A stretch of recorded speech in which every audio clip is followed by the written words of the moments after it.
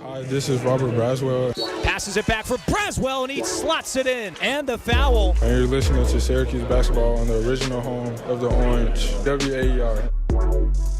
Robert Braswell has played limited minutes this season. He's come in ACC play twice, but that's been in garbage time. He's playing in a pivotal game right now in the first half and about to step to the line with Syracuse trailing by 10. 28-18 NC State, 3:54 mark of the first half. Tim Bunner, Connor Federico. Really happy to be bringing this one from Raleigh. This has been an interesting game in terms of the lineups that Jim Boeheim has thrown out. We've seen Jalen Carey for the first time in a while play significant minutes, and also Robert Braswell, and maybe it's because he's not pleased with the starters. Yeah, it's either that or, I mean, look, Braswell was a 3-star recruit. He's a freshman now. He hasn't played a whole lot, but you know that he's talented. The question is, how is he going to handle probably the busiest environment he's ever had to play against? PNC Arena faithful making noise as he steps to the line. Bends his knees, 1-and-1 free throw is nothing but net. Robert Braswell on the board. Lead is now 9 for NC State. 6'9", 185-pound freshman from Florida. He misses the second one too strong. Easy rebound for Beverly and the Pack. NC State by 9 with the basketball. 3:45 left, first half. Daniels holds near side. Jalen Carey, Battle, and Braswell are the perimeter for the 2-3 zone. Taken away on an entry pass. Marek Dolezaj steals it. Both teams been sloppy turnover-wise. Battle brings it right to left. Leaves it for Carey. Steps in the lane momentarily, now backs it out. Working on Funderburk, the much bigger defender, drives by him and draws a foul as he went up. Jalen Carey noticed that mismatch, backed it out after they got the switch, and he'll go to the line. He's also got the best dribble moves on this team. Just what we've come to expect from him is that he's going to be so fancy, he's going to dribble the ball off his legs. That hasn't happened this game. No turnovers for Carey yet, but a great job of driving by the defender, getting to the hoop. That's what Syracuse needs more of. Jalen Carey averaged 17.3 minutes per game in non-conference play. Free throw number 1 is good, nothing but net. Wyatt Walker checks back in. Funderburk out for the Wolfpack. But again, in the last 7 games for Syracuse, Carey has only played 14 minutes, most of them garbage time minutes with SU down against the likes of Virginia Tech and Florida State. Second free throw on the way, and it is short, no good. Last 2 points for SU from Robert Braswell and Jalen Carey. They trailed by 8. Not what we expected in this first half at PNC Arena. 3:13 left in the opening half. Bounce pass down low. Helms tried to get it to the baseline to Walker, and a nice steal by Braswell. Freshman makes a play defensively, and now he gives it off to the other freshman. Carey, three-pointer on the way, got deflected, wanted to foul. Ended up way short on the hands of Helms and NC State. And now an offensive foul, push off on Helms near half court as Dolezaj went flailing towards the SU bench. He went flailing 25 feet. I mean, we've seen Marek Dolezaj take a lot of charges this season. That by far was the most entertaining and unconventional. I mean, Helms he gave him a shoulder as Dolezaj was running with him. And Dolezaj sold it. Give him credit. Helms at 6'7", 198. Not sure how far Dolezaj would have flown if it was Zion Williamson again, like he took a charge against him when they played Duke. Howard, three-pointer on the way. It's good. Big 3 for Frank Howard. Cuts the deficit to 5. His second 3 of the night. And SU on a little bit of a run. 2:30 to go, first half. Markel Johnson up top, been pretty quiet tonight. Had 27 points against Auburn earlier in the year. And another steal by Braswell. 3 steals in a row as they try to get it to the baseline and Walker again. SU to push. Dolezaj at the rim is fouled as he went up from the near side for a 2-point layup. So he will go to the line for 2 shots and can cut this to a 1-possession game. Violent foul on Wyatt Walker. I mean, he came dangerously close to elbowing Dolezaj in the face, and he's been ejected earlier this season for a tripping call. So he's a really gritty, in-your-face kind of player.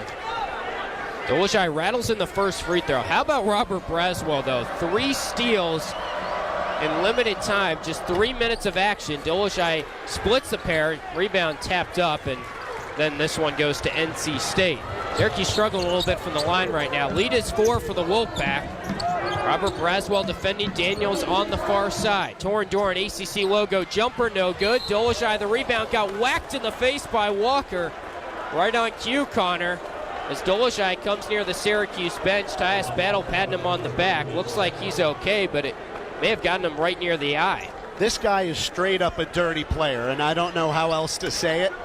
I mean, but when you're a 6'9" center, you basically have to be in order to do anything. And one of the oldest players on this team, a fifth-year senior. But man, Dolezaj is, he's getting booed by this crowd right now, but you can see there's tears in his eyes. I mean, he just got hit hard in the face. Yeah, it took him a while to walk right to left down the court. That's why the crowd giving it to him a little bit. Does make the first. Just split a pair at the line. Lead is now 3. A strong finish to this half right now for Syracuse. Exactly 2 minutes left. They've cut it to 3, closest it's been in a while. Second free throw rattles out. Rebound to NC State and Doran. 9-0 run for Cuse to bring it within 3. Markel Johnson and NC State trying to end it. 20 on the shot clock timer. Working around the perimeter up top. Great defensive stretch with Robert Braswell in the game for Cuse. Daniels for 3. Too strong. NC State struggling from beyond the arc. Offensive rebound to Doran, though. He tried to get it to Johnson. It was deflected out of bounds. Last touch, they say, by NC State, and the crowd completely disagrees. Doesn't matter what they think. Matters what the refs think, and they got that one right. What they're probably upset about is that Frank Howard gave Johnson a push in the back with his shoulder, but he was playing the ball. Howard hop step floater in the lane is good. It's a 1-point game. Frank Howard with 8 points in this first half, starting to come alive. 28-27 Wolfpack. 1:15 to go in the opening half from PNC Arena. Where Tim Leonard and Jack McMullen are standing by. Well, Dana, it wasn't pretty for Syracuse, but they get the job done. Back-to-back wins after that win on the road at Duke. They get it done tonight against Virginia. Number 18 Syracuse is on a 2-game winning streak, but really it wasn't all that pretty, Jack. Well, Tiana Monacahia was the star again for the Orange. 16 points, 14 assists. Feels like just another day at the office for her. But Tiana, this was a tough one tonight. Virginia gave you all you could handle. What made them so tough? Yeah, they were tough today. Their offensive rebounds really, their aggressiveness, offensive rebounds, their transition, it really got us in the first half there. And the whole game, really, they did a great job. With about 4 minutes left, it was neck and neck. What was Coach Q's message to you guys around that time? Yeah, it was really just guard the ball. They were attacking us, and they were getting in the lane, especially number 13. She had 25 points for them. She was a great player for them. So really just guard the ball and play defense. I think that was the main aspect that he was telling us to do at the end of the game. Next up for you guys is Louisville, the number 3 team in the country, and they just beat UConn tonight. How excited are you for that opportunity?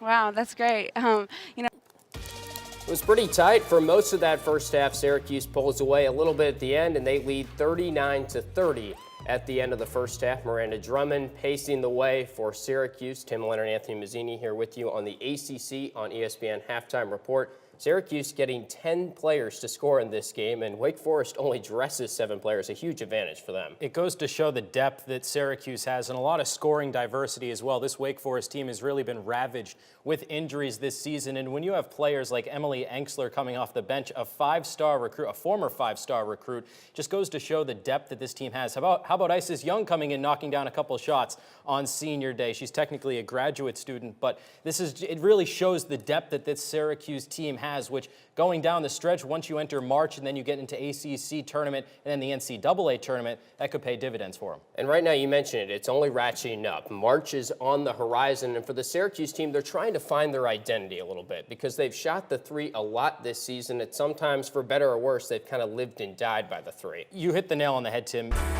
Huge non-conference game for Syracuse, needing a bounce-back victory, and they go on the road to take on the Ohio State University. Don't forget the guy. It's very important. Tim Leonard, Corey Spector, Mike Enzema. Last year's Cornell-Cuse matchup. There was a Geno Thorpe sighting in that one. What a difference a year makes.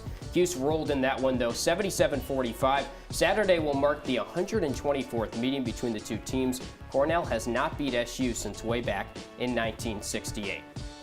Welcome back to Q's Countdown. Tim Leonard, Corey Spector, Mike Nzema disappeared for the moment. He'll be back. We're going to get back to him in a little bit. But for now, let's get to know this Cornell team a little bit. And when you talk about Cornell, it's got to start with Matt Morgan. He is a straight-up scorer. City Arena Tyus Battle and SU warming up, trying to get to 4-2 on the season. Early on, Ohio State working it inside of that zone. Andre Wesson hits a jumper. They have the early 16-9 lead in this one. Syracuse comes back, though. How about Marek Dolezaj from 3? Showing off the range and that improved range that he has been working on.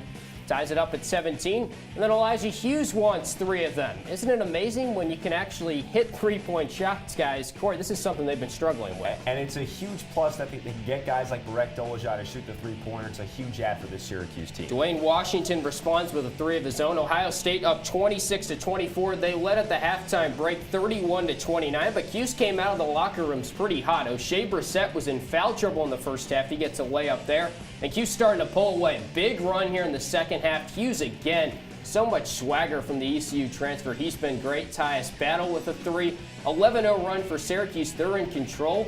But foul trouble was a problem in this game. Look at Marek Dolezaj. He's got 4 fouls. That was a foul on Dolezaj. What did you guys see there?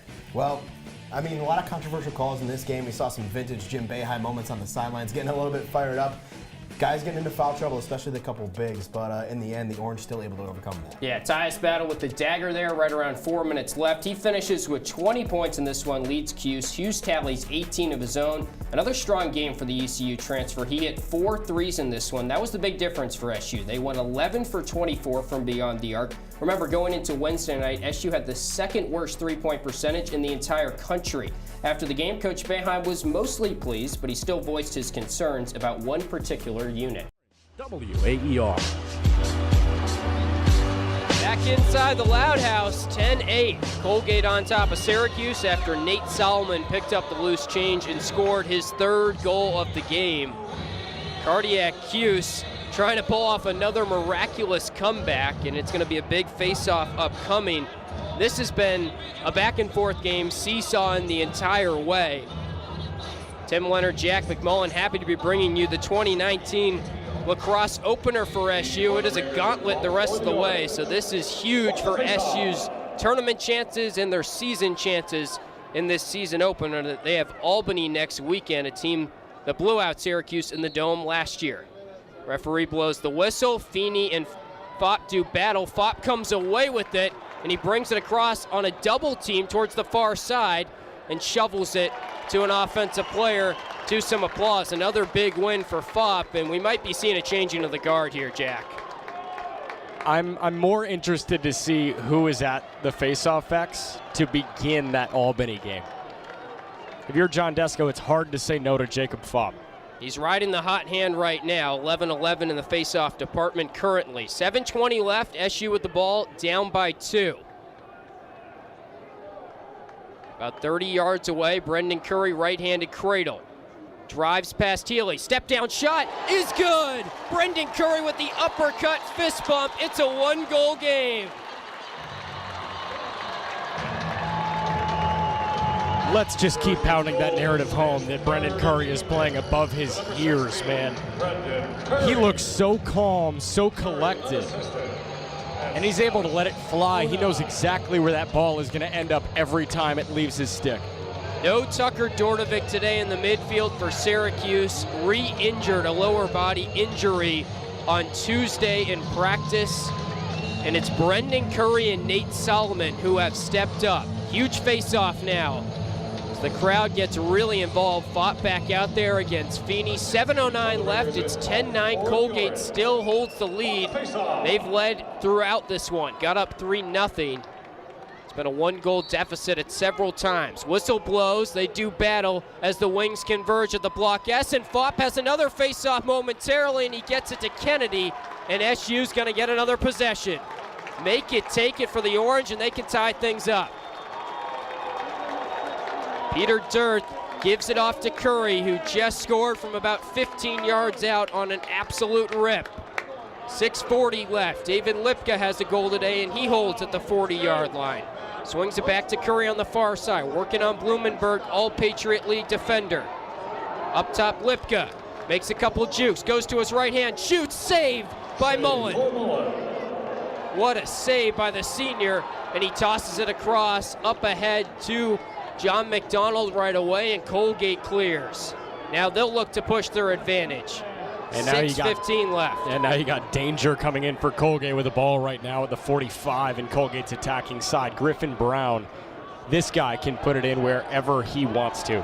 34 goals a year ago to lead the Raiders. Their top 3 goal scorers are back after a 7-8 season. Hawkins jukes towards his left hand, leaves it for Cleveland. Cleveland's been quiet in the second half, being watched by Mellon. Hawkins retreats all the way to the 40 after Cleveland gave it back to him. 5:45 to go, Colgate by 1, it's 10-9. They have the ball, 35 on the shot clock. Hawkins up front, step down for Brown, is deflected and saved by Drake Porter. There he is, Jack, the guy that can absolutely rip at a lot of velocity, but a huge save from Drake Porter, and now Syracuse is clearing. They do get it across with Lipka. And how about the shriek from the crowd? This SU lacrosse crowd is a very lacrosse intelligent crowd. They know exactly when to yell when a person is coming from behind. Led the country in attendance a year ago, as they usually do. Season opener, and they know just how urgent these final 5 minutes and change are. Cook, the freshman, what a big moment for him. Over to Trimboli up front. Quick pass to Boyd, who's been quiet. Double team, lost it. Ground ball picked up by Healy. He's pushed from behind. Penalty marker down. Ball on the ground near the far side. It's won by Rafis momentarily, but I think this penalty is going to go against Trimboli in the orange on a cross-check from behind. How about this energy from SU and Colgate, too? Pushing Healy to the ground. He's a little bit ginger. He grasped at his right knee, so he's going to jog off to the sideline, as is Griffin Cook. But SU and Colgate are going to get physical in the final 4 minutes, 49 seconds. That's expected. It is on Trimboli, and an extra man opportunity now for Colgate.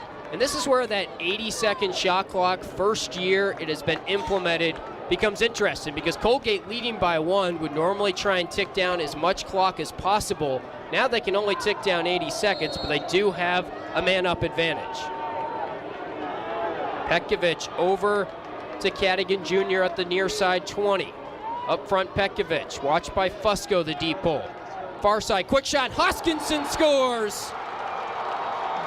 Lower right corner for Duncan Hoskinson, and Colgate leads by 2 again at the 4:36 mark.